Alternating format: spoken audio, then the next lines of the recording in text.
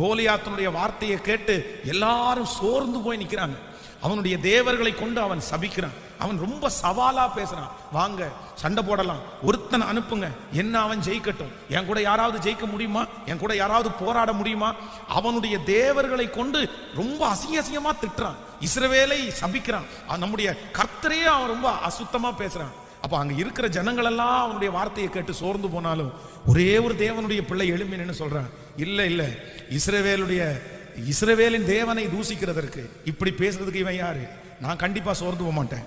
அவனுடைய வார்த்தையை கேட்டு மனசு உடைகிறவன் நான் கிடையாது, என் தேவன் பெரியவர். அப்போ அந்த தாவீது வந்து நிற்கிறான் பாருங்களேன். நான் நம்புறேன் கர்த்தர் அவனோடு கூட இருந்து கோலியாத்தை ஜெயிக்கும்படியான பலத்தை தந்தார். ஹல்லேலூயா. உங்களை கோலியாத்தை போல நிறைய மனிதர்கள் வந்து உங்களுக்கு விரோதமாய் நிறைய சவால்களை விடும்போது உங்க இருதயம் என்ன பண்ணக்கூடாதுன்னா சோர்ந்து போகவே கூடாது. நம்பர் 1, முதலாவதாக நீங்க எதுக்கு சோர்ந்து போக கூடாதுன்னா மனுஷனுடைய வார்த்தைக்கு நான் சோர்ந்து போக மாட்டேன். இன்னைக்கு ஒரு தீர்மானம் எடுத்துட்டு போங்க, நான் கண்டிப்பா சோர்ந்து போக மாட்டேன். கண்டிப்பா இது ஆவிக்குரிய வாழ்க்கையினுடைய ஒரு பெரிய வளர்ச்சி.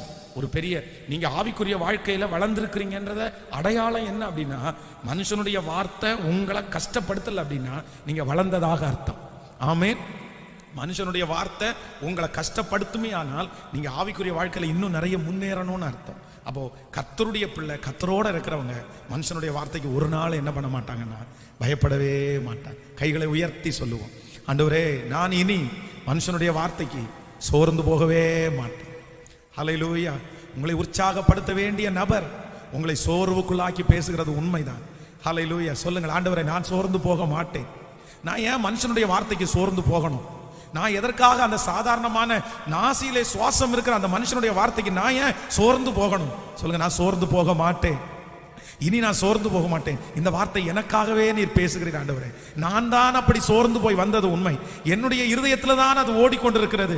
இப்படி பேசிட்டாங்களே, இப்படி சொல்லிட்டாங்களே, இல்ல கர்த்தாவே நான் சோர்ந்து போக மாட்டேன், சோர்ந்து போக மாட்டேன். ஆமென். ஹல்லேலூயா.